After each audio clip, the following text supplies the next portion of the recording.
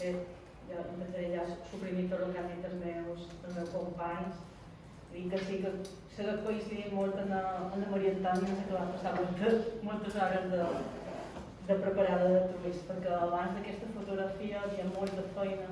Record, durant molt de mesos o un parell d'anys vam anar sempre fent reunions amb les famílies explicant el que estava passant i el que ens venia i creant aquell caliu que després va servir per activar les associacions de pares i que estiguessin al costat dels docents quan els docents ho van necessitar. Ens reuníem en el grup de treball unitari on te'n recordo que hi havia patronats, les cooperatives d'ensenyament, no ens oblidem d'ells, que també fan una lluita per la llengua molt encomiable. Associacions de directors, d'inspectors, sindicats, després se va afegir la plataforma crida i després l'assemblea de docents, però nosaltres ja duíem unes quantes dotzenes de reunions, tot això no va sortir de res.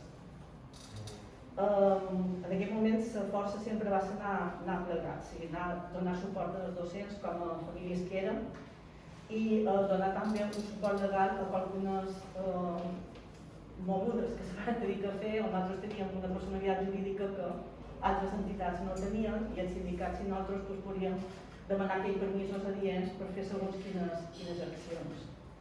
De totes formes, tot allò que vam fer va servir per consolidar-nos nosaltres com a grup de pressió, però no el vam tenir que aguantar aquell home fins al 2015.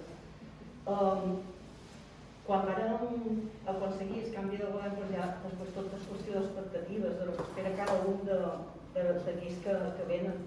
Pensar que gran part dels companys de lluita que estaven amb nosaltres, diferents organitzacions, van començar a formar part de l'administració educativa i allà ens tenim a alguns d'ells encara. Nosaltres no ens vam presentar com a federació amb un programa electoral a cap elecció, no preteníem que se fes allò que nosaltres diguéssim.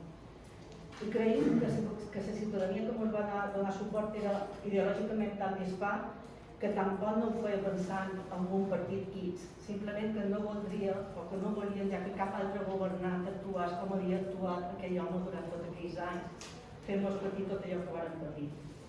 Que varen aconseguir la derogació d'estils, la llei de símbols, varen desaparèixer les revàlides, ara ens hem desfet de la LOMCE, tornant a recuperar els consells escolars. Tenim un consell escolar insular que per primera vegada acaba de decidir democràticament d'entre els seus membres qui és la presidenta. Això no ho tenen a cap altra comunitat autònoma espanyola, és un avanç. I un avanç que hem fet com a comunitat educativa. Tenim espai de participació, tenim la mesa de famílies, la mesa de directors, la mesa de concertada, espais que abans no teníem i en els que no podíem recurrir perquè no hi havia un reglament per exigir reunions amb aquella conselleria i amb aquell president que no ens volia veure. La conselleria d'Educació es comunica millor o pitjor, amb més èxit o amb menys fortuna, però ha estat accessible i, igual que ha estat el president Armengol, a vegades el més que nosaltres hem necessitat i hem demanat la seva ajuda. I l'han rebuda molt de temes. S'han invertit molt de milions en infraestructures, està clar que no són suficients i quan parlam de ràtio, de lo que parlam és d'infraestructures, perquè sense espais no podem dividir més en els blocs. Han de xerrar d'infraestructures, de construccions i d'ampliacions i després podrem posar més docents i podrem fer grups més petits, però si no tenim edificis no anem enlloc. Vos poso un exemple, ajut de menjador teníem 800.000 euros l'any 2013, ara tenim 7 milions d'euros, la diferència és molt considerable. Han recuperat les ajudes a les AMIPAs que fan que puguem fer activitats de conciliació i extraescolars en els centres educatius. Tenim un fons d'emergència social, tenim les dotacions del centre que també ens havien retallat.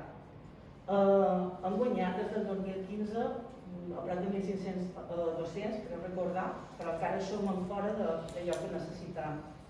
I ha arribat fins aquí, però és que encara necessitam moltes coses. Nosaltres necessitam que l'escola sigui lloc per aprendre la nostra llengua i per estimar-la. I no per crear ni enfrontaments ni conflictes, perquè ja no podem aguantar més. De cada vegada hi ha més fraccions dins els claustres, dins les aules, entre els nostres fills, entre les famílies, i això no és aguantador. Han de cercar un espai, un moment en què puguem parlar de llengua sense tirar-nos els trastos pel cap i fugir d'aquest tipus de lluita. Necessitem més suport a les famílies perquè hi ha un cost de digitalització brutal que l'estan assumint les famílies i d'ajudes de llibres de text. Tenim molt de problemes de l'atenció a l'alumnat de necessitats educatives especials. S'ha fet feina, però encara està molt lluny, molt d'una inclusió real. Encara s'ha de fer molta feina per consolidar les places de docents amb més oposicions i més estabilitat de les plantilles perquè els professors estiguin al mateix centre un any i un altre i un altre, si pot ser, i els projectes educatius se puguin dur a terme, no que canviïn gran part de les plantilles i els que ja havien fet una formació específica per un projecte educatiu se'n vagin a un altre centre, a una altra escola, a un altre institut. Ja d'una vegada que aquestes millores salarials que duis tant d'anys i panys reclamant, pues se feien efectives també per docent de la concertada.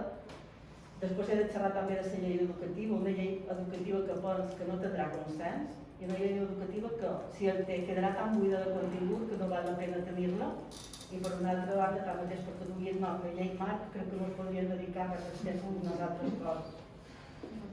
Teníem a la fi un pla de conciliació i de corresponsabilitat del 2021-2024, una cosa que havien reclamat moltes vegades perquè els professors vos heu cansat de dir-nos que vosaltres no vos havíeu de fer càrrec de la conciliació familiar i no vam anar a cercar-hi per altres bandes i algo en dret. Ja veurem si aconseguim que se dugui a terme amb èxit. S'han fet moltes passes a l'educació 03, també impulsades per la plataforma 03 i per les FAPes. S'ha treballat amb innovació, educació i els reptes pues, són infinits, podríem seguir nombrant-los sense aturar, però jo el que crec és que per aquest camí el que hem perdut ha estat l'esperit del 29S, no existeix. És dir, per un espai de temps ens van creure que érem iguals, que anàvem a una i que tots eren comunitat educativa. Però jo m'ho compte que moltes vegades sempre estem a comunitat educativa per part dels mitjans de comunicació, per part dels polítics, per part dels docents, deixant de banda a membres de la comunitat educativa, les famílies, bàsicament. És dir, som comunitat educativa, el president s'ha reunit amb la comunitat educativa i ha tingut una reunió amb els directors, però no s'ha reunit amb la comunitat educativa. I vos poso un exemple. La convocatòria d'avui posava han convocat les principals veus que encapçalaren el moviment per la defensa de l'educació pública, sindicats i persones que formaren part de l'assemblea de docents. Bé, doncs, les AMIPA i les FAPes no són sindicats, no van ser assemblea de docents, però són comunitat educativa. I massa cops això s'oblida.